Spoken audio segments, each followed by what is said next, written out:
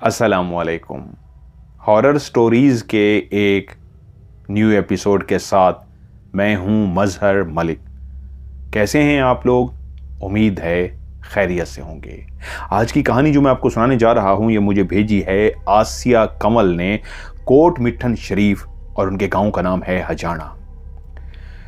Coat Mithan शरीफ के नाम से कौन वाकिफ नहीं है। सूफी शायर हज़रत ख्वाजा गुलाम फरीद साईं की धरती, जो अल्लाह के एक ऐसे वली और ऐसे सूफी शायर जिनको पूरी दुनिया जानती है। वो कहती हैं, मेरा ताल्लुक तो कोट मिठन शरीफ से था, लेकिन जिस गांव में मेरी शादी हुई थी वो एक दूर दराज का गांव था। मैं एक ऐसे घर में पैदा हुई थी जहां पे हम खाते पीते लोग थे। उस दौर में खाते पीते लोग से मुराद वो होता था जो अनाज, खाने पीने का सामान, अपने सारे साल का बंदोबस्त भी करके रख देते थे अपने घर के अंदर।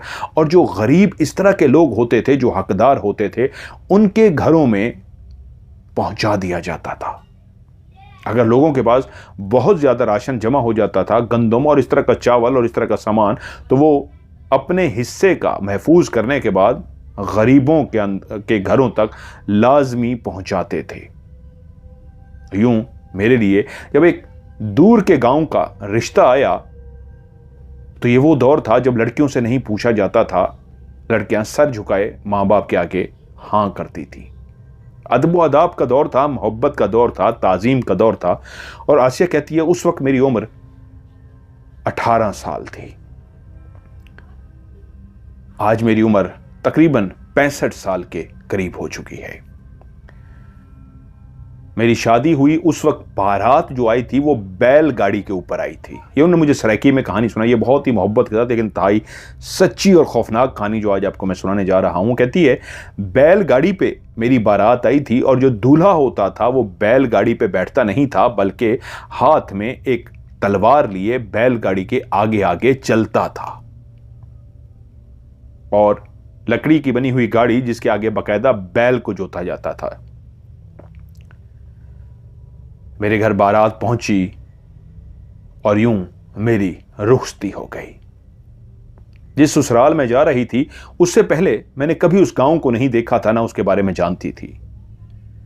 यह एक काफी बड़ा गांव था और उस गांव में मौजूद वो हवेली जहां मैं अपने शौहर के साथ उस बारात जो मुझे लेने के लिए आई थी उस हवेली में दाखिल हुई तो पता लगा ये एक बहुत बड़ा घर था। सराइकी इलाकों में आज भी, जो अब तो खैर बहुत मॉडर्न हो गया है वहाँ पे भी, लेकिन आज से 50 साल पहले कह लीजिए, हवेली उस घर को कहा जाता था जो बहुत बड़ा घर था। एक ऐसा घर जिसके अंदर 2, 3, 4 फैमिलीज रहती थी, लेकिन बहुत ज़्यादा कमरे होते थे, बहुत बड़ा सहन होता था, बहुत बड़ा बरामदा होता था। और ये जो घर होता था बेशक कच्चा होता था, लेकिन बहुत बड़े एरिए पे फैला होता था। इसलिए हवेली इसको कहते थे कि एक पोर्शन मेहमान खाने के लिए होता था, मेहमानों के लिए अलग से एक पोर्शन इसमें बनाया जाता था, जानवरों को बांधने के लिए अलग से इसके अंदर एक पोर्शन होता था, और रहने के लिए एक अलग से पूरा पोर्शन होता था। तो ऐसी ही एक हवेली के अंदर मेरी बारात पहुंची तो मुझे अंदाजा हुआ अब जो 18 साल के बाद जो जिंदगी बची थी, जो 18 साल मां बाप के घर में गुजारे थे, उसके बाद जितनी भी जिंदगी थी इसी हवेली में गुजारनी थी। जो मेरे शौहर थे उनके और भी कुछ भाई थे, लेकिन उनकी अभी शादी नहीं हुई थी। मेरी जो सास थी बहुत ही अच्छी खातून थी, लेकिन थोड़ी सी सख्त मिजाज थी। गुस्सा तो नहीं करती थी, लेकिन असूलों की बहुत पाबंद थी। नमाज कुरान की भी बहुत ज़्यादा पाबंद थी, और मुझे भी मेरे वालिदैन ने बहुत ज़्यादा सख्ती के साथ कुरान और नमाज की पाबंदी सिखाई थी। मेरी सास का नाम था खालदा। पहली रात जब मैं वहां पहुंची तो जो सास और बाकी लोगों से एक नाम वगैरह तो पता था, बाकी देवर और जो भी थे घर के फर्द और ससुर से, लेकिन कभी मेरी किसी से मुलाकात तो नहीं होती। ये वो दौर होता था कि जब आप शौहर घूंघट उठाता था तो उससे अगली सुबह आपको पता लगता था ये सास है, ये ससुर है, ये देवर है, ये देवरानी है।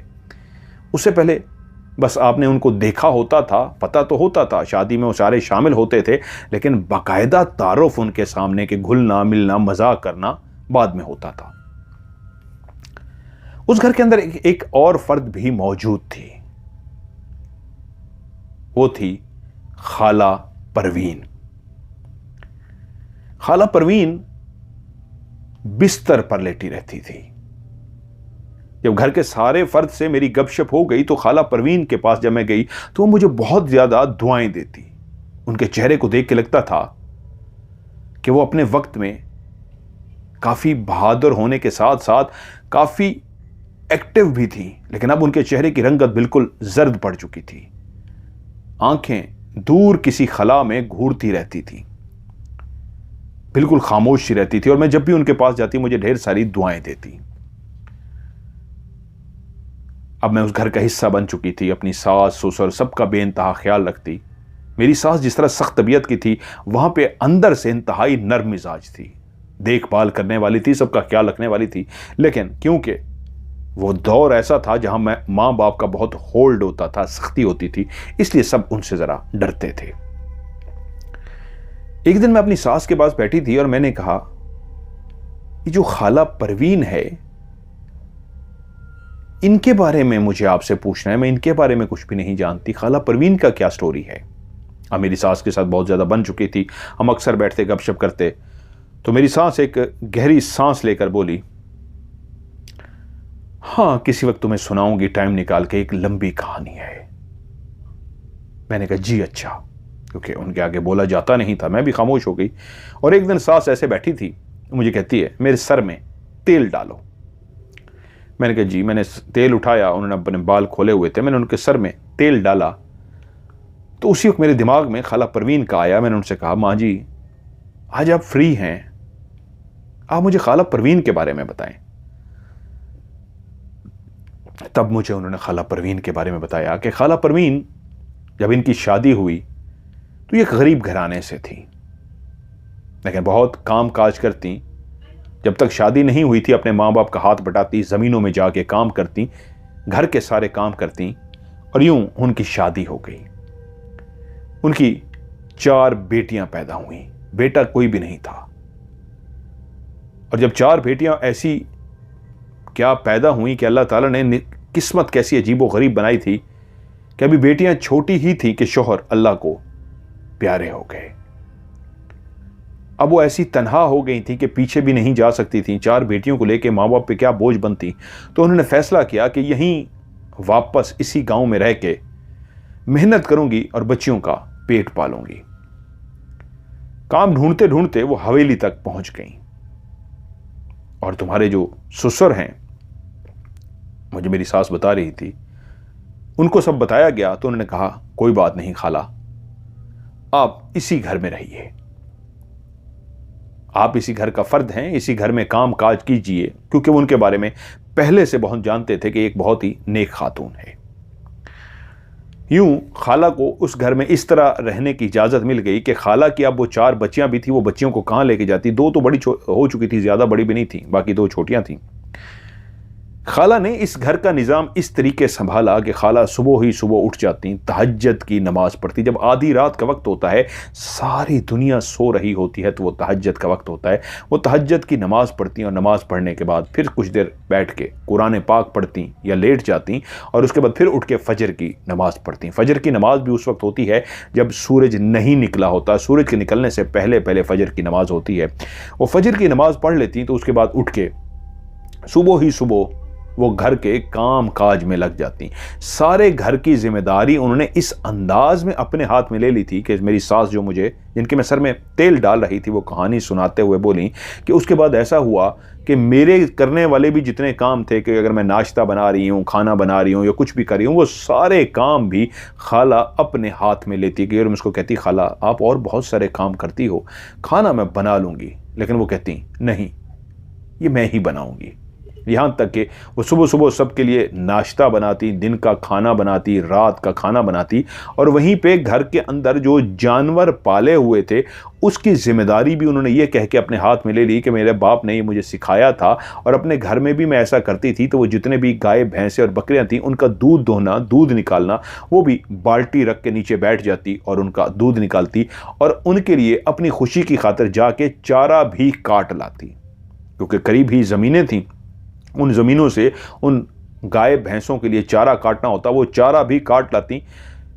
उनको कहा जाता आप घर का फर्द हैं, आप इतने काम मत किया करें। तो वो कहती इन्हीं कामों की वजह से मैं अपने दुखों को भुला पाती हूं। जब कामों में मसरूफ रहती हूं तो सोचने का वक्त नहीं मिलता, क्योंकि लोगों ने कहना शुरू कर दिया था कि आप जवान हैं, अभी शादी कर लें। तो वो कहती थी मैं शादी नहीं करना चाहती और मैं चाहती हूं मेरे दिमाग में कोई सोचे ना आए, और सोचों से भागने का यही तरीका, अपने आप को काम में मसरूफ रखो। और वो काम में मसरूफ रहती। उसी हवेली के पास ही एक कुआं बना हुआ था जिससे पानी लाया जाता।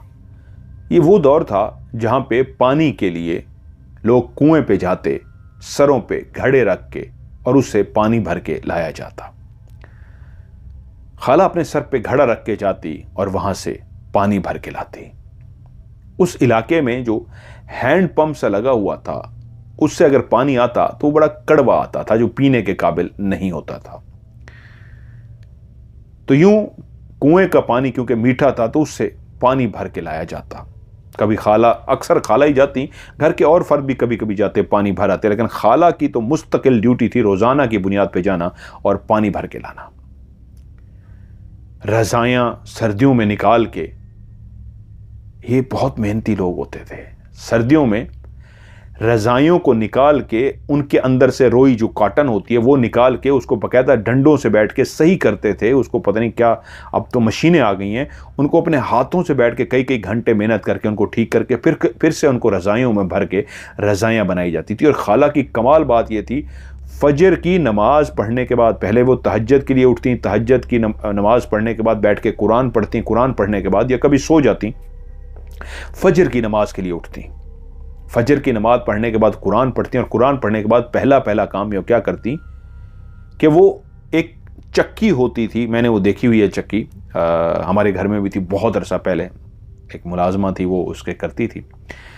वो एक पत्थर होता था, बहुत बड़ा गोल सा पत्थर, उस पत्थर के ऊपर एक और बड़ा गोल सा पत्थर ऐसे रखा होता था, और उसके साइड पे एक पकड़ने के लिए लकड़ी का डंडा होता था जिसको दोनों हाथों से पकड़ के जोर से घुमाना होता था। वो इतना भारी वजनी होता था, उसको घुमाना आसान नहीं होता था। उसके दरमियान में एक सुराख सा होता था, एक मुट्ठ भर के, मुट्ठी दानों की, गंदम की भर के उसके सेंटर वाले सुराख में वो दाने डाल दिए जाते और उस चक्की को जोर जोर से चलाया जाता। तो उसकी साइडों से वो इतना भारी भरकम ऊपर नीचे पत्थर होता कि उसके नीचे वो जो गंदम होती वो उसके ऊपर गोल गोल घूमता, तो वो पाउडर बनता, आटा बनता, और वो आटा साइडों से गिरना शुरू हो जाता। जब काफी आटा बन चुका होता तो उस आटे को जमा किया जाता और जमा करके छलनी से उसको छाना जाता। जो मोटे मोटे उसके रह गए होते, जो नहीं पिसे होते, उनको अलग किया जाता। ये एक मुश्किल काम होता, रोजाना की बुनियाद पे आटा पीसना। तो वो लोग, यकीन मानिए, मैंने वो देखी है, वो चक्की जो होती थी वो इतनी भारी भरकम होती थी, आज की खवातीन नहीं चला सकती, वो वही खवातीन ही चलाती थी। तो वो चक्की पीसती थी और आटा उसमें से निकालती थी और सारे घर के काम काज वही करती। अब वो घर का ऐसा फर्द बन चुकी थी कि उसके बगैर कोई भी काम अधूरा होता। सब उनका बहुत ज्यादा ख्याल रखते, उनकी इज्जत करते, एहतराम करते। और सबसे बड़ी बात, मुझे मेरी सास ने बताते हुए कहा, तुम्हारे ससुर कोशिश में थे कि इसकी बेटियां जवान हों और मैं इनकी मदद करूं। जो उजरत उसको हर महीने मिलती थी उसके साथ साथ भी इस उम्मीद में थे कि बेटियों की शादियों में मैं बढ़ चढ़ के हिस्सा लूंगा। और ऐसा ही हुआ। वक्त गुजरता रहा, खाला ने तमाम मामलात अपने हाथ में लिए हुए थे कि बेटियां जवान हो गईं, और यूं पहली बेटी की शादी हुई तो बकायदा तुम्हारे ससुर ने उसमें बहुत हिस्सा डाला और अच्छी जगह पे उसकी शादी हो गई। यूं जितनी भी बेटियां थीं, खाला ने अपनी जो जमा पूंजी थी, जो तनख्वाह से बचाती रहती थी, खाना तो यहीं पे खाती थी, रहती भी यहीं पे थी, तो उनका खर्चा तो था नहीं, तो बच्चियों के लिए बचाती रहीं। लेकिन जब शादी का मौका आया तो तुम्हारे ससुर ने भी काफ़ी ज़्यादा उनकी मदद की और यूं उन्होंने अपनी बेटियों की जिम्मेदारी को पूरा कर दिया। अब उनकी उम्र काफी ज्यादा हो चुकी थी। अब उस घर में सब उनको इसलिए खाला कहते थे कि मेरे बच्चे जब वो आई थी अभी बच्चे नहीं हुए थे, वो जवान थी। लेकिन आज वो ऐसी बूढ़ी हुई कि सब उनको खाला खाला कह रहे हैं। मैं खुद उनको खाला कहती हूं। लेकिन वो ऐसा फर्द है कि ऐसे लोग किस्मत वालों को मिलते हैं। बहुत ही नेक, बहुत ही ईमानदार और बहुत ही शरीफ खातून। निडर और बहादुर खातून। वक्त गुजरता रहा कि एक दिन ऐसा हुआ, जो घड़े रखे होते थे घर के अंदर, 2 घड़े होते थे पानी पीने के लिए। एक स्टैंड बना होता था लकड़ी का, उसके ऊपर घड़े होते थे, घड़े के ऊपर एक प्याला रखा होता था मिट्टी का, जिसको भी पानी पीना होता था। वो प्याला अंदर नहीं डालना होता था, घड़े को ऐसे लिटा के उसमें से, प्याले में से पानी भर के पिया जाता था। लेकिन एक दिन एक घड़ा टूट गया और जो दूसरा घड़ा था उसका पानी, 2 घड़े टोटल होते थे, एक पानी इस्तेमाल हो जाता, खत्म हो जाता, फिर दूसरे घड़े का पानी इस्तेमाल किया जाता। उस दिन ऐसा हुआ, एक घड़े का पानी खत्म हो गया, दूसरे घड़े से पानी निकाला जाने लगा तो घड़ा गिरा और टूट गया। अब ये टाइम ऐसा था कि उस वक्त पानी नहीं लाया जा सकता था। वो जो घर के अंदर एक हैंड पंप टाइप था वो भी काफी अरसे से बंद पड़ा था। अब सबने फैसला किया कि अभी तो सो जाएं, अब सुबह वजू के लिए भी पानी चाहिए होगा। घर के फर्द उठ के नमाज वगैरह पढ़ते थे, पीना भी होगा, वजू के लिए भी पानी चाहिए होगा। पानी तो घर की जरूरत थी, लेकिन देखेंगे सुबह उठ के क्या करते हैं। खाला जल्दी सोने की आदत थी। उसी सहन में जहाँ पे सबके बिस्तर लगते थे, खाला भी अपना बिस्तर लगाती थी। जहाँ पे बहुत बड़ा सहन था, सहन के बिल्कुल, यानी उस हवेली से जब आप, वो कहती हैं, दाखिल होते थे, एक बड़ा सा उसका दरवाज़ा था लकड़ी का, उससे आप जैसे ही दाखिल होते ही सामने एक बहुत बड़ा सहन था और एक राइट साइड पे भी रास्ता जाता, दरवाज़ा था। उस दरवाजे से आप दाखिल होते, काफ़ी बड़ा था, यानी बाहर वाला दरवाज़ा तो लकड़ी का था, लेकिन जो अंदर एक दरवाज़ा बना हुआ था, वो दरवाज़ा तो नहीं कहना चाहिए, एक जगह छोड़ी हुई थी दीवार, उस जगह पे वो असल में वो रास्ता था उस तरफ जाने का जो सीधे हाथ पे था, जहां पे जानवर बांधे जाते थे काफी ज्यादा। वो लोग उसको भाना कहते हैं, भाना। तो वो बहुत बड़ी जगह थी, यानी कि दरवाजे से दाखिल होते ही राइट साइड पे काफी खुली जगह थी, यानी कि आप कह लीजिए कोई 15 फुट लंबी एक दीवार नहीं थी। 15 फुट का हिस्सा छोड़ा हुआ था। वो 15 फुट का हिस्सा इसलिए छोड़ा हुआ था कि उस साइड पे आने जाने के लिए 3-4 भैंसें भी इकट्ठी जाना चाहें तो अंदर जा सकती हैं। इस तरह खुला सा एक रास्ता रखा हुआ था और उस तरफ सारे जानवर बंधे होते थे। उसमें मुर्गियां भी थीं, बकरियां भी थीं, भैंसें भी थीं, गायें भी थीं। जो सामने वाला हिस्सा था, ये घर का हिस्सा था, आगे कमरे बने हुए थे और बिल्कुल जो बैक साइड पे था घर के, वो मेहमानों के लिए था। उसका रास्ता ही और तरह, अगर मर्द कोई मेहमान आ जाए, उनको ठिकाना, सोलाना, खाना पीना, डेरा टाइप जिस तरह होता है, वो घर के बिल्कुल बैक साइड की तरफ था। अब वो जब सुबह उठी हैं, उन्होंने देखा कि वो जो घड़ा है एक टूटा पड़ा है और दूसरा खाली है। उनको अंदाजा हो गया पानी नहीं है, तहज्जुद का टाइम है, अंधेरे का टाइम है। यकीनन सी बात है, बाकी भी उठेंगे। उनमें से उनको पता था, खाला को, कि मैं भी उठती हूँ और मैं भी तहज्जुद की नमाज पढ़ती हूँ। यानी खालदा सास बता रही है कि जब खाला परवीन उठी तो उन्होंने देखा कि भाई खालदा भी उठ के नमाज पढ़ेगी और उसको भी वजू के लिए पानी चाहिए होगा, तो पानी तो है नहीं, तो मैं पानी लेके आऊँ। वो उठी है, उसने घड़ा उठाया है, तो इतनी देर में खालदा उठ गई। खालदा ने पूछते कहा, खाला कहाँ जा रही हैं? उन्होंने कहा, मैं पानी लेने जा रही हूँ। उसने कहा, खाला इस वक्त तो आधी रात का टाइम है, अंधेरा है और इस टाइम आप जा रही हैं पानी लेने के लिए, ये वक्त ठीक नहीं है। सुबह जाके कोई पानी ले आएगा, तो अभी आप ना जाइए। वो बोली, बेटा डरने की क्या बात है, बस यही तो पास कुआं है, मैं जाऊंगी और पानी भर के ले आऊंगी। और रहेगी बात, मैंने आना जाना करना है, मैंने जाके कौन सा बैठ जाना है, सबने नमाज भी तो पढ़नी है, मैं बस गई और आई। खालदा रुकती रही, लेकिन वो रवाना हो गई। अब वो घड़ा उठाए जब वहां पे पहुंची, आधी रात का टाइम था, तहज्जुद का रात टाइम जो होता है काफी लेट होता है। चलती चलती हर तरफ पूरा गांव सन्नाटे में, खामोशी में सोया हुआ है, आधी रात का वक्त है, और वो घड़ा सर पे उठाए चलती हुई जब उस कुएं के पास पहुंची हैं तो देखती हैं कुएं के पास एक रोशनी सी है, काफी लालटेन जल रहे हैं और वहां पे रश लगा हुआ है। गांव की कुछ खवातीन हैं जिन्होंने अपनी एक कमर पे बच्चे भी उठाए हुए हैं, सरों पे घड़े रखे हुए हैं और कुछ बच्चे नीचे खेल रहे हैं। और वो सारी इस अंदाज में उस कुएं के पास खड़ी हैं कि एक पानी भर लेती है और वो साइड पे हो जाती है, दूसरी आगे होती है, फिर वो पानी भरती है। इस तरह बारी बारी वो पानी भर रही हैं। और खाला जब पहुंची तो देखा, ये तो रश है, मेरा नंबर पता नहीं कब आएगा, ये कौन लोग हैं? तो उन्हीं में से एक औरत आगे बढ़ी और बोली, आप परवीन हो ना? उसने कहा, हाँ। वो जो नवाब साहब के घर में काम करती है, उनकी हवेली में? वो बोली, हाँ। अच्छा, तो तुम हो वो परवीन, तुम्हें पानी भरना है ना? रुक जाओ रुक जाओ, ए लड़कियों बात सुनो, इसको पानी भर लेने दो, इसने जाना होगा, आजो आजो पानी भर लो। खाला कहती मैं खुश हो गई कि उन्होंने मुझे रास्ता दे दिया, वरना मेरा नंबर तो बाद में आता। कुएं पे तो एक यही तरीका होता था कि लाइन में लग के आपको पानी लेना होता था। कहती है मैं कुएं के पास पहुंची, वो जो चरखड़ी थी जिसके साथ रस्सा बांधा हुआ था, उस रस्से के साथ एक चमड़े का बना हुआ बर्तन होता जो हम नीचे फेंक देते, वो नीचे जाके गिरता, पानी उसे भरता और फिर हम रस्से को खींचते रहते, वो ऊपर आ जाता। इसी तरह मैंने पानी भरा, मटकी के अंदर पानी डाल दिया, और जब मैंने पानी डाल दिया तो वो औरत मेरे पास आई और मुझसे बोली, मेरा नाम शब्बो है, मैं तुम्हें पहली दफा देख रही हूं, तुम आती होगी मेरे ख्याल में दिन के टाइम पे, ऐसे है ना? तो खाला परवीन बोली, हाँ मैं दिन को ही आती हूं, लेकिन आज जब मैं हैरान हुई हूं रात को, आप लोग कौन हैं और रात के टाइम यहां पे पानी क्यों भर रहे हैं? वो बोली, हाय क्या पूछती हो, दिन सारा और भी काम होते हैं, आप तो एक ऐसी हवेली में काम करती हो जहाँ पे सारे आपसे गपशप करते हैं, आपसे बातें करते हैं, आपका वक्त अच्छा गुजर जाता है, रात को आप सो जाती हो। हम तो एक ऐसे, मैं जो फलां गांव का नाम सुना है तुमने? उसने कहा शायद मैंने सुना है। कहती है ये पीछे ही है, वहाँ उस हवेली में मैं काम करती हूँ, कोई बोलने वाला नहीं है, वहाँ पे तो अमीर लोग हैं, चौधरी लोग हैं, रहते हैं नहीं, बस हम जैसे मुलाजिम हैं, पानी भरने रात को आ जाते हैं, यही टाइम मिलता है, पानी भर लेते हैं, मेरे साथ तो कोई बातें करने वाला भी नहीं होता। खाला उससे सवाल करके बोली, तो ये बाकी लोग भी रात को क्यों आए हैं?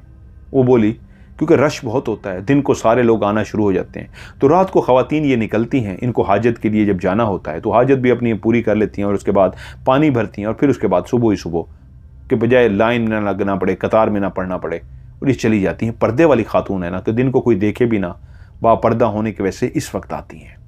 खाला ने कहा अच्छा, कह रही मैं तुम्हें इसलिए बता रही हूँ कि तुम भी एक बापर्दा खातून हो ना? उसने कहा हाँ, इसलिए तो मैं बाहर नहीं निकलती।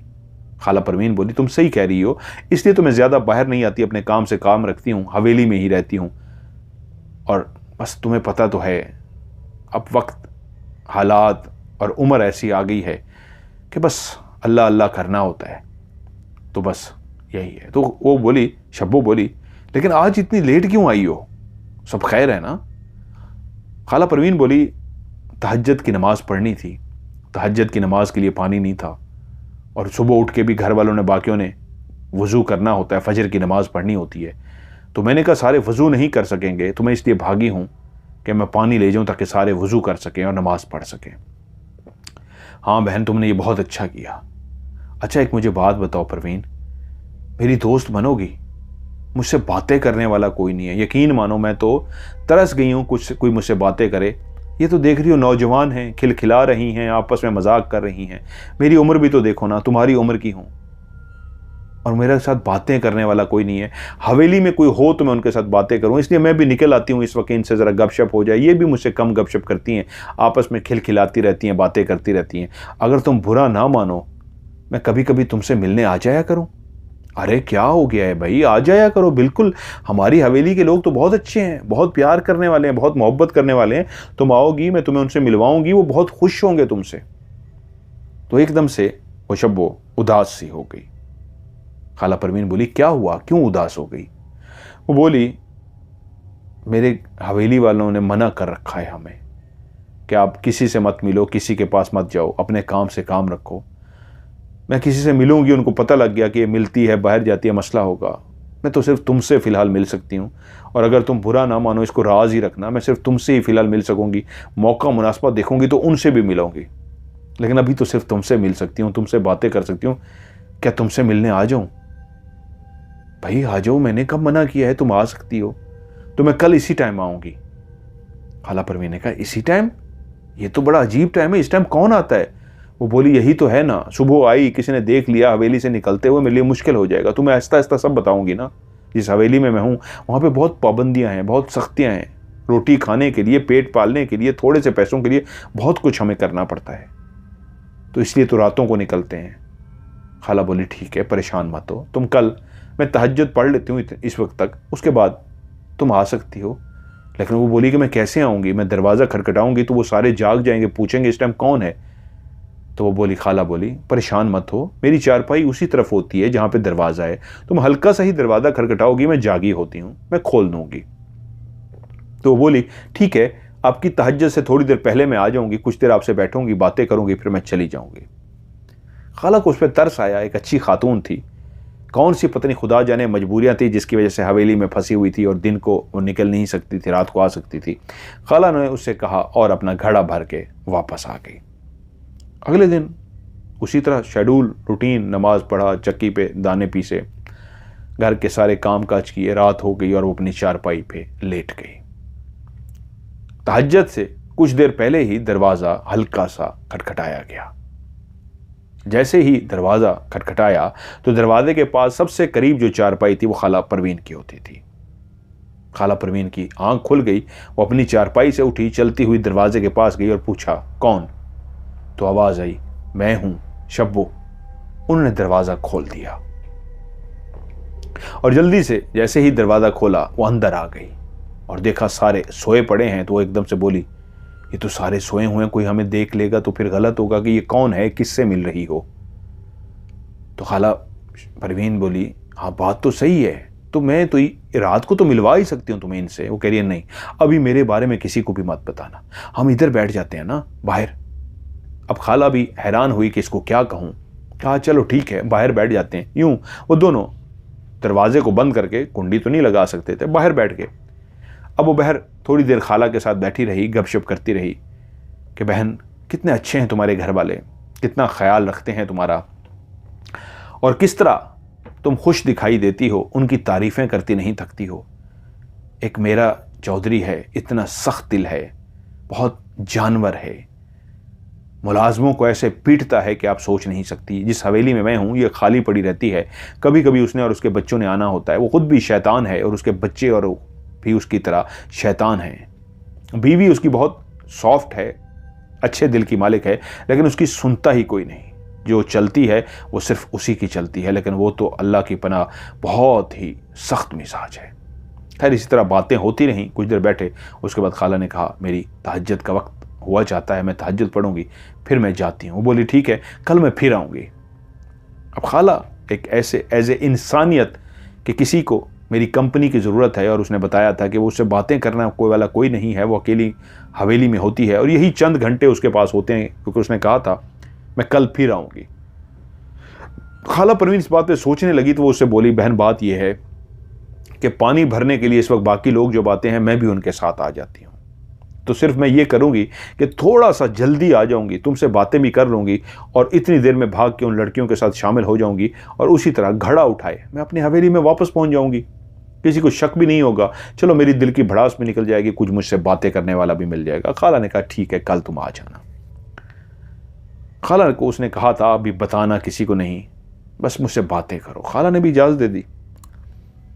अब अगली रात जब खाला सोने लगी तो खाला तहज्जुद से कुछ देर पहले ही जाग गई कि अब वो आने वाली होगी, और जैसे ही हल्का सा दरवाज़ा खटखटाया गया खाला उठी। खाला परवीन चलती हुई दरवाज़ा खोला तो पहले ही शब्बो बोल पड़ी, मैं हूँ शब्बो।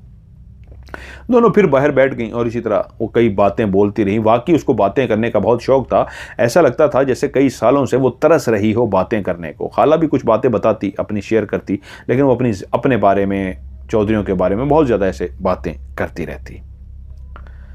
अब यूं दोनों का एक ऐसा दोस्ती का रिश्ता बन गया था कि दोनों रोज़ रात को आधा घंटा पौना घंटा बैठती और जैसे ही खाला की तहज्जुद का टाइम होता खाला अपनी नमाज पढ़ती और वो चली जाती। एक रात खाला की एक बड़ी कमाल बात ये थी, जहाँ पे वो ज़बरदस्त खाने पकाती थी, जहाँ बहुत ज़बरदस्त किस्म के जायका था अल्लाह ताला ने उनके हाथ में दिया था, बहुत ज़बरदस्त खाने पकाती थी। वहीं पे वो हलवे, मुख्तलिफ़ किस्म के हलवा जात मिठाइयाँ ऐसी ज़बरदस्त बनाती थी कि उनके हाथ का कोई भी हलवा, गाजर का हलवा, कई तरह के हलवे, सूजी का हलवा, वो ऐसा ज़बरदस्त होता कि कोई भी खाता तो अश कर उठता कि ऐसा मज़ेदार हलवा हमने आज तक नहीं खाया। उनके हलवे की धूम थी। खाने भी इतनी मज़ेदार पकाती थी कि हवेली का हर फर्द, और अगर कभी उनके घर मेहमान आ जाते, उनके लिए खाने पकते और हलवे बनाए जाते, तो मेहमान जाते हुए इतनी तारीफ़ें करके जाते कि हमने इतना ज़िंदगी में मज़ेदार खाना और हलवे नहीं खाए। अब एक रात खाला उसी तरह, अब कुछ दिनों से वो आती, कभी कभी ना भी आती, कभी कभी आ जाती। खाला से आती, बैठती, बातें करती और चली जाती। खाला एक दिन रात को काम शाम करके, अभी घर के लोग कुछ जाग रहे थे, खाला ने सबका बिस्तर लगा दिया। बिस्तर वगैरह खाला परवीन ही लगाती थी। सबके बिस्तर वगैरह लगा के सेट करके अपने बिस्तर पे जाके, जो उनका बिस्तर बिल्कुल उस दरवाजे के पास था, अपने बिस्तर पे जाके वो लेट गई और थोड़ी देर के बाद सो गई। आज खाला की आंख कुछ जल्दी खुल गई अपने टाइम से। जिस वक्त वो तहज्जुद से थोड़ा सा पहले जाग जाती थी, लेटी रहती थी, अगर दरवाज़ा खटखटाया जाएगा तो मैं खोलूंगी, वरना मैं उठ के अपनी तहज्जुद पढ़ूंगी। खाला की आंख जल्दी खुली तो उन्होंने देखा कि अब तारे तो उसी तरह हैं, लगता तो यही है कि आज मैं, घड़ियां तो थी नहीं उस दौर में, कि मैं आज कुछ जल्दी जागी हूं। क्या हुआ है, मैं क्यों जागी हूं, मेरी आंख क्यों जल्दी खुल गई है, क्या मेरी तबीयत खराब है, क्या है। इस उम्र में भी उनकी सेहत माशाल्लाह इतनी ज़बरदस्त थी, क्योंकि सारी ज़िंदगी उन्होंने काम काज भागते दौड़ते गुजारी थी, इसलिए कोई भी उनको बीमारी नहीं थी, बिल्कुल बेहतरीन सेहत थी उनकी। अब वो चारपाई पे लेटी देख रही हैं कि घर के सारे फर्द सो रहे हैं, और ये टाइम से अंदाज़ा होता है कि मैं तहज्जुद से बहुत पहले जाग गई हूँ, अभी तहज्जुद को 2-3 घंटे देर होगी, तो फिर मेरी जागने की क्या वजह है। एकदम से ना उनके कानों में एक आवाज आई, गाय की आवाज।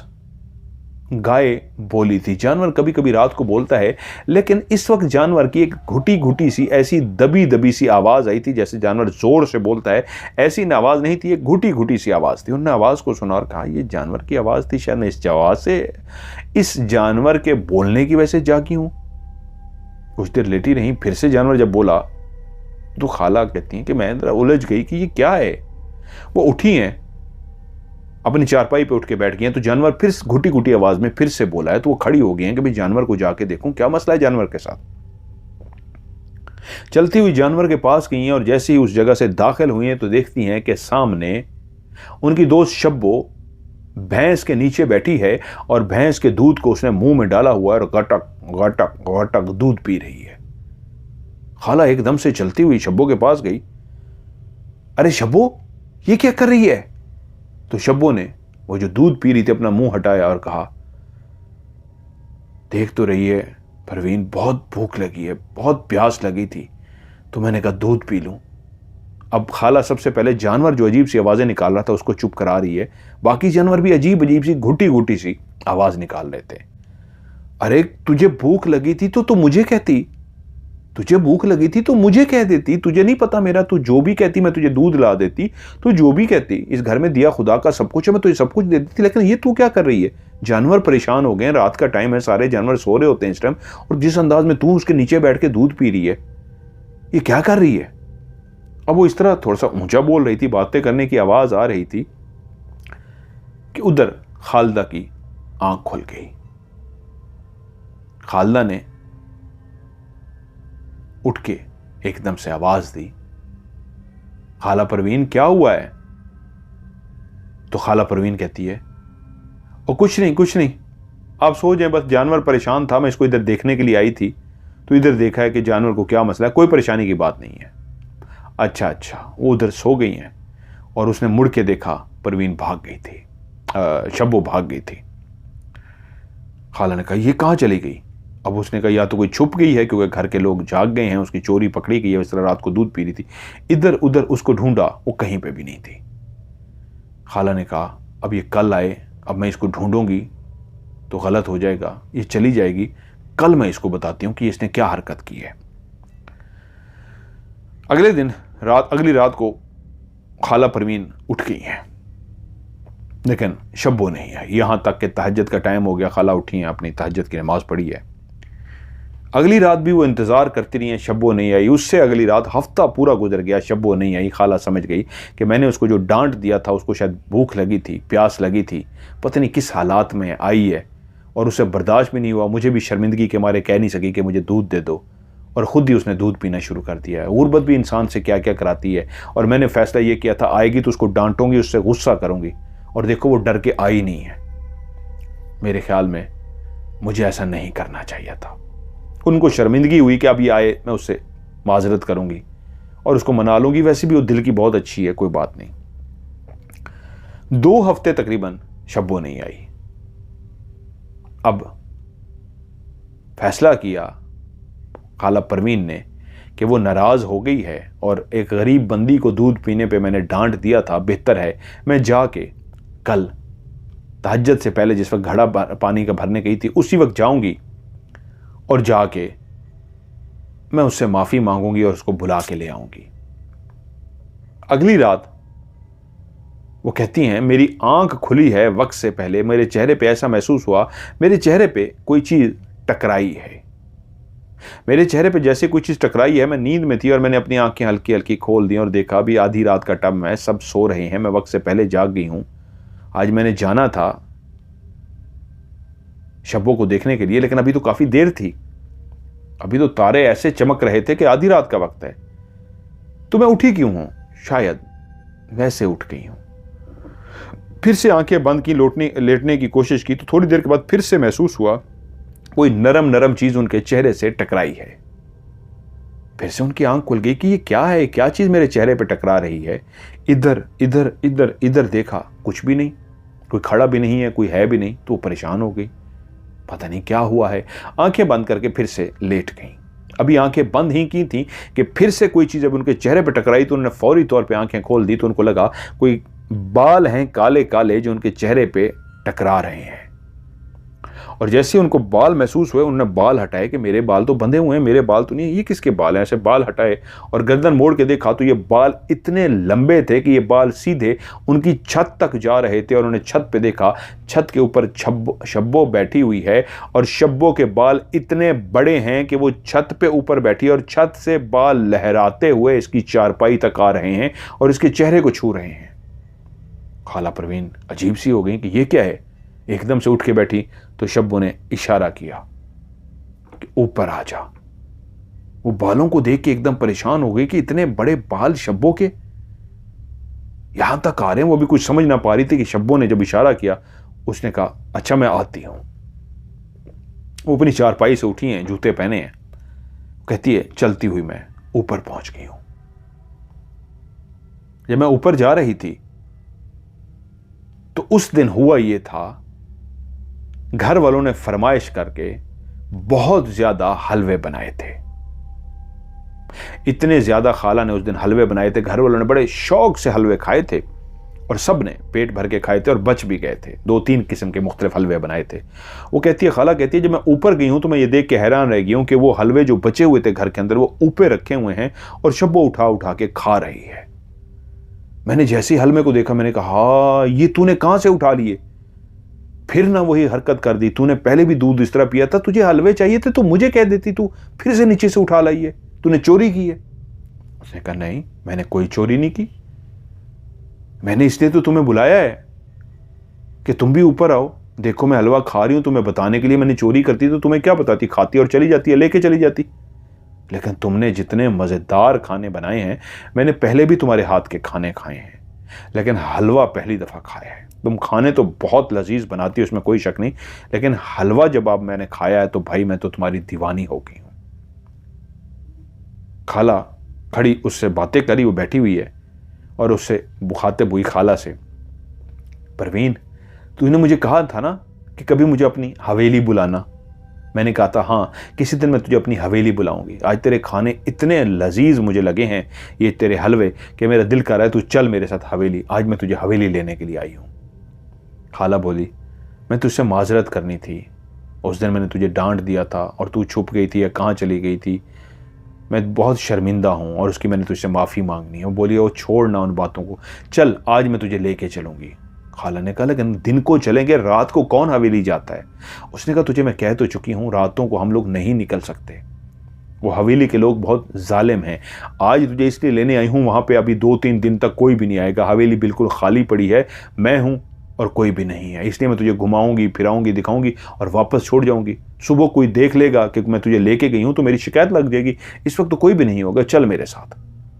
खाला भी इनकार करती, उसने खाला का बाजू पकड़ लिया। अब मजबूरन खाला उसके साथ चल पड़ी। खाला कहती है हम नीचे उतर आए और चलते चलते दरवाजे की कुंडी लगाए बगैर हम बाहर चले गए। हम चलते चलते चलते, अब गांव का एक रास्ते तो सारे मुझे पता थे, मैं निकलती कम थी लेकिन पता तो था, घास वास काटती थी, सारा पता था। हम चलते चलते गांव से थोड़े ही आगे फासले पे उस तरफ जा रहे थे जहाँ पे एक ज़ख़ीरा बना हुआ था। ज़ख़ीरा कहते हैं जहाँ पे दरख्तों का झुंड होता है, बहुत ज़्यादा दरख्त लगाए जाते हैं, यानी 4 फुट 5 फुट 10 फुट के फासले पे एक एक दरख्त होता है, जिस तरह जंगल में दरख्त लगे होते हैं। हम उस ज़ख़ीरे की तरफ जाने लगे। मैंने कहा ये हम किधर जा रहे हैं? उसने कहा इसी साइड पे तो मेरा गांव है और हवेली है। चलते चलते हम ज़ख़ीरे के अंदर दाखिल हो गए। खाला कहती है मेरे दिल के अंदर ज़रा घबराहट आ गई कि यार ये कहाँ मुझे लेके जा रही है। खैर चलते हुए जब काफ़ी आगे पहुँच गए तो आगे एक दरवाज़ा था कच्चे से घर का। वाकई वहाँ पे एक कच्चा सा घर बना हुआ था जो काफ़ी बड़ा था। खाला को नज़र आ गया कि हाँ, जिस तरह इनके घर की ये हवेली है ये तो बहुत बड़ी है, लेकिन ये शुरू में जो उसकी दीवार थी और उसके बीच में दरवाज़ा था, अब अंदर जाती तो पता लगता अंदर कितना बड़ा घर है। उसने कहा ये रही मेरी हवेली। खाला ने देख ली कि सही कह रही है, हवेली है और आगे जाके देखती हूँ क्या है। उसने कहा घबराओ मत, कोई भी नहीं है आज। वो दोनों चलती हुई दरवाजे पे पहुंची और उस शब्बो ने दरवाज़ा खोल दिया। अंदर दाखिल हुई हाथ पकड़े हुए। खाला कहती है मैं भी अंदर दाखिल हो गई। जब हम अंदर दोनों दाखिल हुए हैं तो ये हवेली इतनी बड़ी हवेली थी जिसकी दीवार शुरू में हमने देखी थी, जिसके बीच में दरवाज़ा था, साइडों की दीवारें तो बहुत दूर दूर तक थी। इसका सहन बहुत बड़ा था, जहाँ तक नज़र पड़ती थी सहन ही सहन था। बहुत बड़ी हवेली थी और उस हवेली के अंदर जितनी भी औरतें मर्द और बच्चे फिर रहे थे वो सब के सब काले स्याह थे। उनके कपड़े नहीं थे, वो कपड़ों के बगैर थे और उनके कद इतने लंबे थे कि मैं एकदम से खौफजदा हो गई। वो 8-8 फुट 10-10 फुट के लंबे थे। उनके बच्चों के कद भी, औरतों के कद भी। उनकी गर्दनें बहुत लंबी लंबी थी। हर मर्द औरत की गर्दन कम से कम 2-2 फुट ऊंची गर्दन थी खाली उनकी। 2 फुट अच्छा खासा होता है, ये 1 फुट है। 2-2 फुट लंबी उनकी गर्दनें थी और वो बहुत ऊंची ऊंची सी थी और उन सब की आंखें लाल सुर्ख थीं।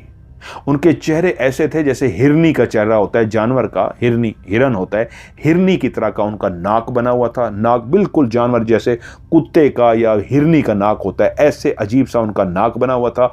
आंखें उनकी ना खड़ी थी ना लेटी थी, गोल यू शेप होती है, जिस तरह गोल होता है, यू होता है इंग्लिश का या नून गुन्ना होता है, ऐसी गोल सी आंखें थीं, अजीबो गरीब सी, और वो लाल सुर्ख थी।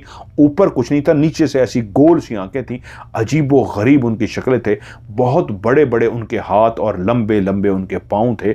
और दरवाजे से जैसे ही मैं दाखिल हुई उन सबको देखा तो मैं थर थर कांपना शुरू हो गई। और उसी वक्त जैसे ही मेरी निगाह शब्बों पे पड़ी, शब्बों की भी आंखें लाल सुर्ख हो गई थीं। शब्बों के पूरे वजूद पे हल्के हल्के छोटे छोटे, जैसे मर्दों के हाथ में, बहुत ज़्यादा नहीं, मर्दों के हाथ में जैसे बाल होते हैं ऐसे उसके वजूद पे बाल आ गए थे। उसके चेहरे पे भी बाल आ गए थे और उसकी आंखें लाल सुर्ख हो गई थीं। और जब मैंने उसके नीचे पाँव की तरफ देखा तो उसके पाँव उल्टे थे। शब्बों का चेहरा इंतहाई खौफनाक और भयानक हो गया था। वो सारे लंबे लंबे थे। शब्बों का कद अभी तक बढ़ा नहीं था, कद उतना ही था। पांव उल्टे, शब्बों के जिस्म पे मौजूद जो कपड़े थे वो भी अभी मौजूद थे, लेकिन उसका चेहरा बदल गया था, एक भयानक खौफनाक चेहरा हो गया था। उसकी आंखें लाल सुर्ख हो गई थी और उसने मेरी तरफ देखते हुए जैसे ही मुस्कुराने की कोशिश की, अपने दांत खोले तो वो इंसान के दांत नहीं थे, जैसे किसी भेड़िए के दांत हों। वो बहुत खौफनाक एक डाइन बन चुकी थी और सामने जो बच्चे, औरतें, बूढ़े सब भी उस बड़े से घर के अंदर फिर रहे थे। पहले किसी ने भी मुझे नहीं देखा था। जैसे ही मैंने शब्बों की तरफ देखा, शब्बों का रंग और रूप बदल गया। उसी वक्त सब ने मेरी तरफ देख लिया। ऐसा लगता था कि जैसे ही शब्बों ने अपना रूप बदला है, वो इंसान से चुड़ैल बनी है, इंसान से डाइन बनी है, तो उसी वक्त सामने जितनी भी वो जिन्नात की मखलूक थी उन सब ने भी मेरी तरफ इस तरह मुड़ के देखा जैसे चौंके हों, शब्बों ने उनको कोई इशारा किया हो, और सब शब्बों का इशारा पाते ही मेरी तरफ ऐसे घूरना शुरू हो गए कि मैं एकदम से कपकपाना शुरू हो गई।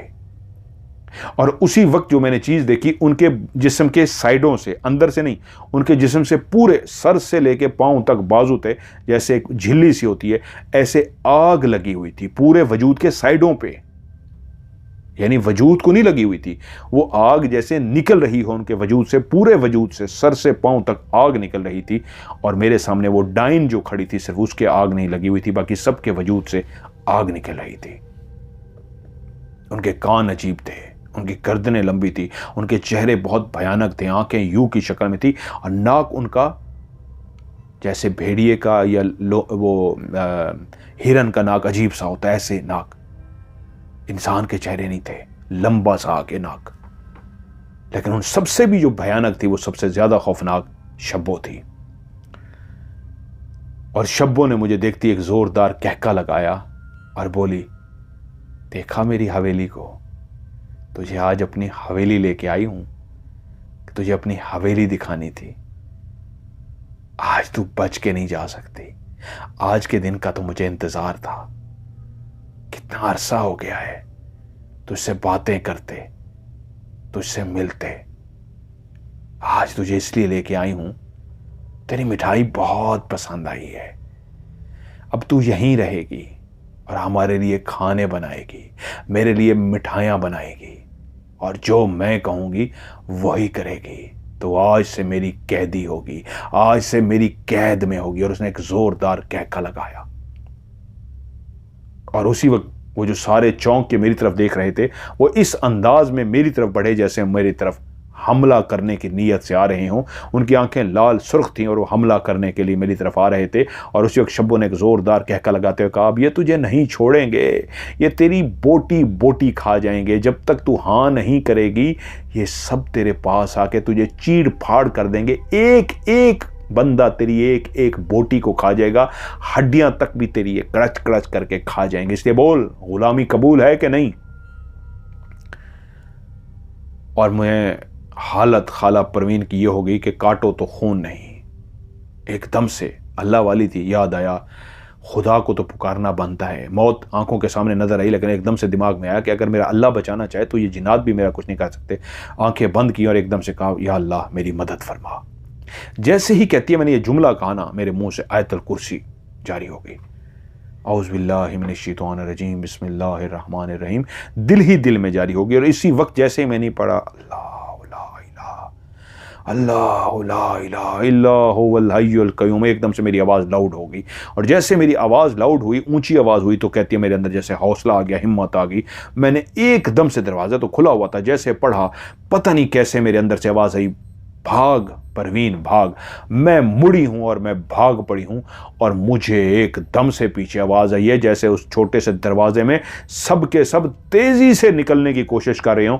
और मैंने भागते हुए पीछे मुड़ के देखा तो वो इतने तेजी से मेरे पीछे भाग रहे थे कि वो जिस दरवाजे से निकलने की कोशिश कर रहे थे, वो दरवाजा उखाड़ के उन्होंने फेंक दिया था, दीवार तोड़ डाली थी। वो दीवार को तोड़ के तेजी से मेरे पीछे भागते हुए आ रहे थे और मैंने अल्लाह का विर्द जारी रखा और भागती गई। मैंने कहा मैंने पीछे मुड़ के नहीं देखना। वो आखिरी मंजर मैंने देख लिया था। वो चुड़ैल शामिल नहीं थी, लेकिन वो सारी लंबे कद वाले जितने भी औरत मर्द थे उस दरवाजे से निकलते हुए दरवाजे को तोड़ के, दीवार को तोड़ के मेरे पीछे भागते हुए आ रहे थे, मेरी तिक्का बोटी करने, मेरे जिस्म से एक एक गोश्त का टुकड़ा खाने। और मैं अल्लाह का विर्द करती हुई भागती रही, भागती रही, भागती रही। मुझे कोई होश नहीं, मुझे पीछे भागने की आवाज़ें आती रही। भागते भागते भागते मैं अपने गाँव की हदूद में दाखिल हो गई और फिर मुझे ऐसा महसूस हुआ अब पीछे भागने की आवाज़ें नहीं आ रही। मैं फिर भी अल्लाह का कलाम पढ़ती रही। अपने दरवाजे के आगे जाके ऐसे मुंह के बल गिरी कि हाँपना शुरू हो गई। हाँप रही थी, सांस चढ़ी हुई थी, कितनी देर से भागती हुई आ रही थी कि मैंने पीछे मुड़ के देखा, पीछे कोई नहीं था। मैंने उठ के जल्दी से दरवाजे को हाथ मारा, कुंडी तो नहीं लगी थी, दरवाज़ा खुल गया। और इतनी ज़ोर से मैंने जब दरवाज़ा खोला तो घर के लोग भी जाग गए और मैं भागती हुई गई, फिर ज़मीन पर गिर गई। सब जाग गए, जल्दी से उन्होंने मुझे उठाया और मेरी पानी पिलाया, लेकिन मेरे अंदर हिम्मत ही नहीं थी मैं बात कर सकूं। मेरा सांस चढ़ा हुआ था, मैं हाँप रही थी, मैं बोल नहीं पा रही थी। काफ़ी देर लगी मुझे कि वो नॉर्मल हुई और उसके बाद उन्हें पूछा क्या हुआ है, लेकिन उसके बावजूद उसके अंदर हिम्मत नहीं थी कुछ बता सके। उसकी आंखें खुली हुई थी, वो डरी हुई थी। रात इसी तरह खुली आंखों के साथ वो लेटी रही। सुबह नमाज तक नहीं पढ़ी, लेटी रही। घर वाले सारे परेशान कि किसी मौलवी साहब को बुला के ले आए, क्या हुआ है। मौलवी साहब को बुला के ले आए। मौलवी साहब ने आके उन पे दम वगैरह किया। उनको बुखार हो चुका था, उनको पट्टियां की गई। वो बहुत बहादुर हिम्मत वाली खातून 2 दिन बुखार में रही, उनको पट्टियां की जाती रहीं, लेकिन अब वो आहिस्ता आहिस्ता हिम्मत में आ गई थी। फिर उन्होंने घर वालों को कहानी बताई कि कैसे मैं पानी भरने गई थी और वहां से शब्बो मेरे साथ लगी और ये मेरे साथ हुआ है। तो खालदा बोली, जो मुझे कहानी सुना रही थी, कि फिर तुम्हारे ससुर ने उनसे कहा, खाला आपको क्या जरूरत थी रात को वहां पे जाने की, आधी रात को, वो भी आधी रात को कोई पानी भर रहा है, आपके दिमाग ने इतना काम भी नहीं किया कि वो अल्लाह की मखलूक और है, वो इंसान नहीं है। इंसान दिनों को पानी भरते हैं, रातों को नहीं भरते। बहरहाल आपने बहुत गलत किया, आज के बाद आपने इस तरह रात को कभी बाहर नहीं जाना। खाला ने ये तो कह दिया, यकीनन सी बात है कि आज के बाद मैं बाहर नहीं जाऊंगी, लेकिन अब हालत उनकी ऐसी थी कि अभी भी उनके अंदर बहुत ज्यादा खौफ तारी था। जैसे वो पहले की तरह जिंदगी में लौट आती हैं, अपनी इबादत की तरफ, कामों की तरफ। घर के काम काज अब वो उस तरह नहीं कर पा रही थी, वो लेटी रहती, आंखें खुली रहती। अब घर के बाकी लोगों ने भी इस बात को समझते हुए कि जिसने सारी ज़िंदगी घर की खिदमत की है, सेवा की है, चीज़ों को संभाला है, आज वो अगर बीमार है, खौफ में है, तो हमें सारे काम संभाल लेने चाहिए। सब ने अपने अपने काम संभाल लिए, लेकिन खाला को काम नहीं करने देते थे कि खाला की तबीयत थी कि संभलने का नाम नहीं ले रही थी। कि एक रात सब सोए हुए थे कि खाला ने चीखना शुरू कर दिया। सब जाग गए, भागते हुए खाला के पास आए। क्या हुआ है, क्या हुआ है? खाला चीख रही थी और बोली, वो अंदर गई है, अभी अभी वो भैंसों के अंदर गई है। मैं सोई हुई थी, मेरी आंख खुली है, मैंने देखा वो दरवाजे के आगे खड़ी है।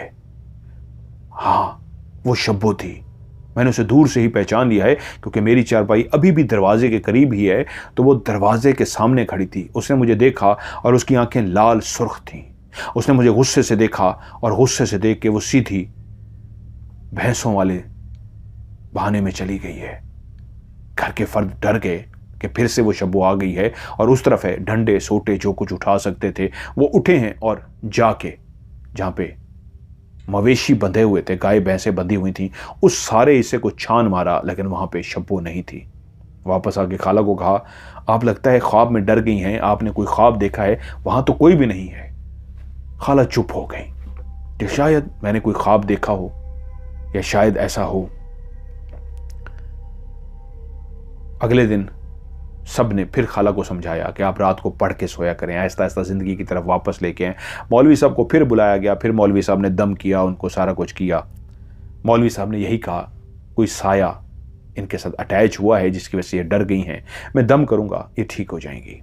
मौलवी साहब दम कर देते, खाला बेहतर हो जाती दम से, लेकिन मुस्तकिल ठीक नहीं हो पाती। जब वो दम कर देता, खाला बेहतर महसूस करती, लेटी ना रहती, उठ के बैठती, कुछ काम भी कर लेती, घर की चीज़ें भी संभाल लेती, लेकिन अभी तक उनकी तबीयत बेहतर नहीं हो रही थी। कि एक रात फिर से वो अपने बिस्तर पर लेटी थी और वो कहती हैं कि मैंने देखा, मैं गहरी नींद में हूं, लेकिन धड़ल की आवाज़ आई और मेरी आंख खुल गई है, और मैंने देखा घर का दरवाजा खुला है।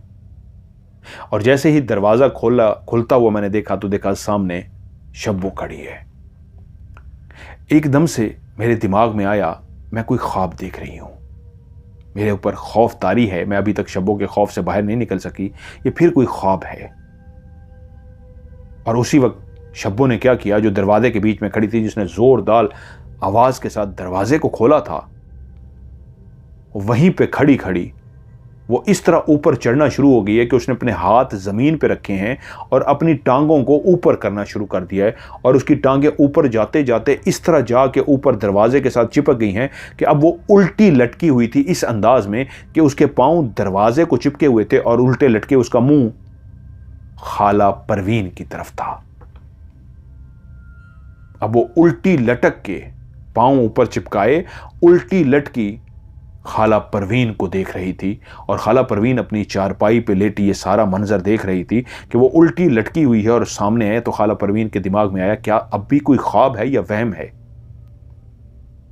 और उसी लम्हे खाला परवीन को जब ये यकीन हो गया कि ये कोई ख्वाब नहीं है, वो अभी भी सामने है और उल्टी लटकी हुई है और मुझे देख के मुस्कुराई जा रही है और मुझे डरा रही है, कि खाला ने फिर से एक चीख मारी। जैसे ही जोरदार चीख मारी, तो खाला कहती है मैंने निगाह उसी तरफ ही रखी कि मेरे चीख मारने पे ये भाग जाती है, क्या करती है। जैसे मैंने ज़ोरदार चीख मारी, घर के लोग उठे और चलते हुए जैसे ही खाला के पास है तो अभी भी जैसे ही घर के लोग उठना शुरू हुआ, आवाज़ आई क्या हुआ खाला, तो एकदम से वो नीचे गिरी है और भाग गई है। घर वाले उठ के आए हैं, क्या हुआ है खाला, क्या हुआ है। तो खाला ने कहा है अभी अभी वो सामने दरवाजे में लटकी हुई थी, मेरा ख्वाब नहीं है, देखो दरवाज़ा खुला हुआ है।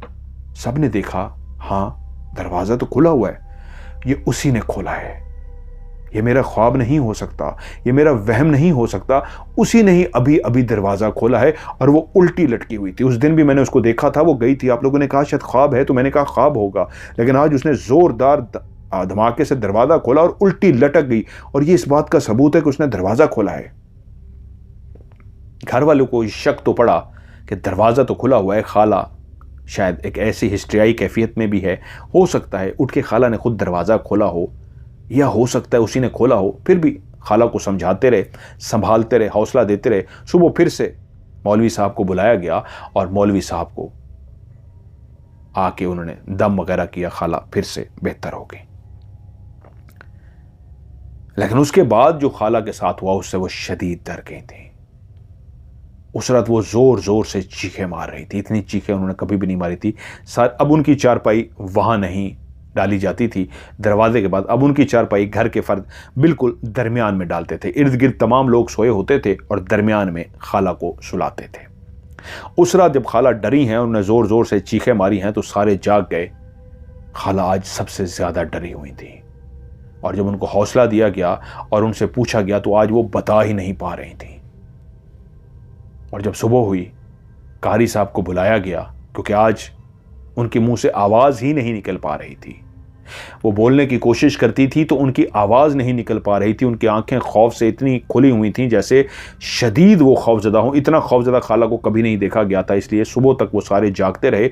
खाला बोल नहीं पाई, और जब कारी साहब को बुला के लाए तो कारी साहब के कोई पीर साहब थे, बड़े अल्लाह वाले थे, वो भी उनके साथ आ गए।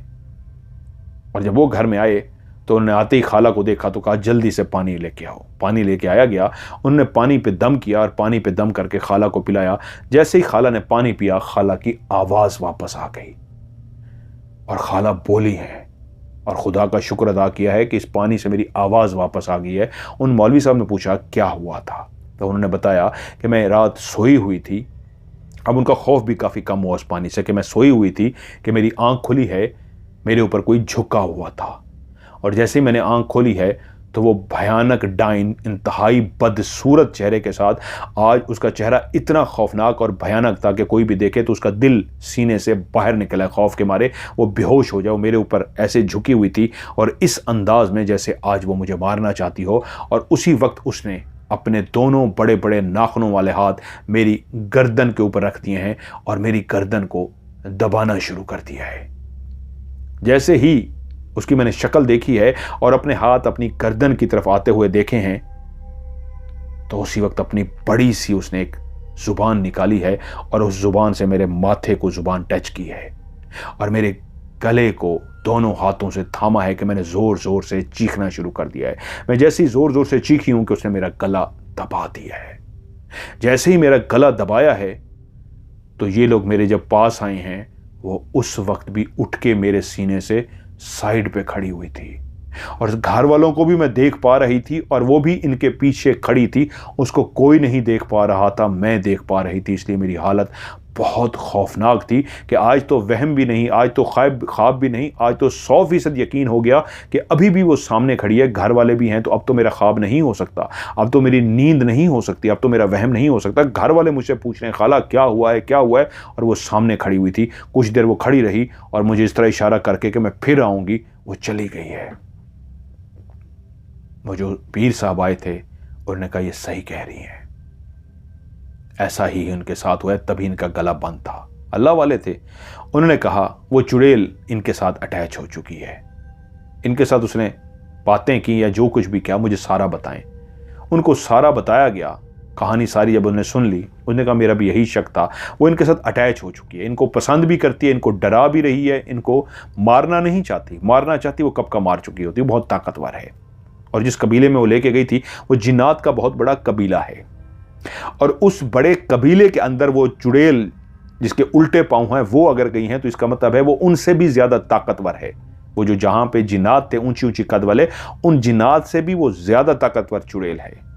उसका जादू बहुत ज्यादा है, तभी वो जितने लोग थे जिन्नात के उसके कंट्रोल में थे। उसने इशारे के मुंतजर थे, जैसे उसने इशारा किया वो भाग पड़े। वरना जहां पे जिन्नात हो और उनका कबीला बहुत मजबूत हो और बहुत ज्यादा ताकतवर हो तो ऐसी चुड़ैल को तो वो नेड़े भी नहीं आने देते।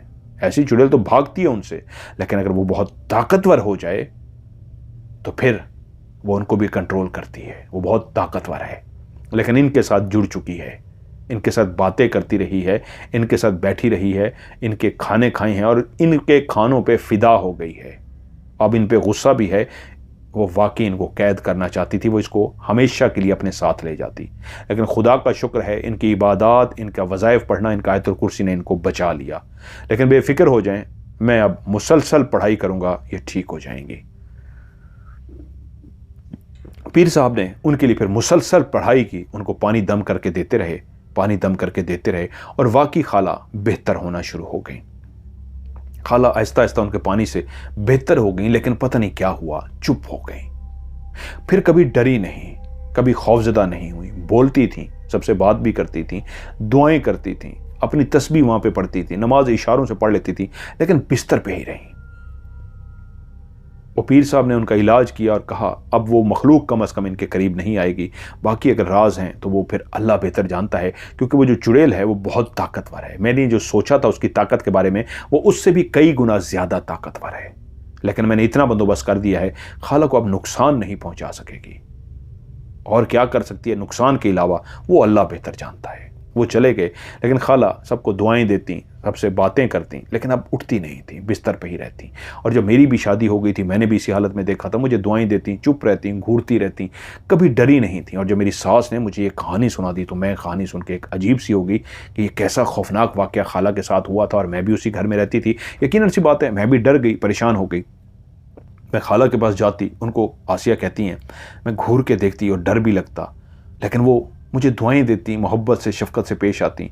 और अक्सर मैं काम करते हुए उनको घूरती तो वो ऊपर की तरफ देखती रहती थी। कुछ साल वो इसी तरह जिंदा रहीं, खाती पीती रहीं, लेकिन बिस्तर पे रहीं, चुप रहीं, अल्लाह का विर्द करती रहीं, खामोश रहीं, जैसे बिस्तर पे लेटे लेटे हर वक्त तस्बीह करती रहती हूँ, इबादत करती रहती हूँ। कुछ साल वो इसी तरह जिंदा रहीं, उसके बाद फिर वो अल्लाह को प्यारी हो गई। अब मेरा वो ससुराल था, मेरा घर था, मैं भी वहीं पे रहती रही। जब वो अल्लाह की बंदी अल्लाह को प्यारी हो गई, मैं भी उनको बहुत मिस करती थी, बहुत दुआएं देती थी, बहुत मोहब्बत करती थी। फिर मैंने भी वक्त वहीं पे गुजारा। फिर उसके बाद वहाँ से निकल के हम शहर की तरफ आ गए, मेरे भी बच्चे हो गए, वक्त गुजरता रहा। आज मेरी उम्र खुद अपनी इतनी ज़्यादा हो गई है, लेकिन आज भी वो सच्ची कहानी, वो सच्चा वाक़या खाला परवीन का मैं याद करती हूँ तो मेरे रोंगटे खड़े हो जाते हैं। इन देहातों में, इन गाँव में आज भी आप ढूंढें तो ऐसी कई खौफनाक सच्ची कहानियां मौजूद हैं जो उन लोगों के साथ पेश आई हैं।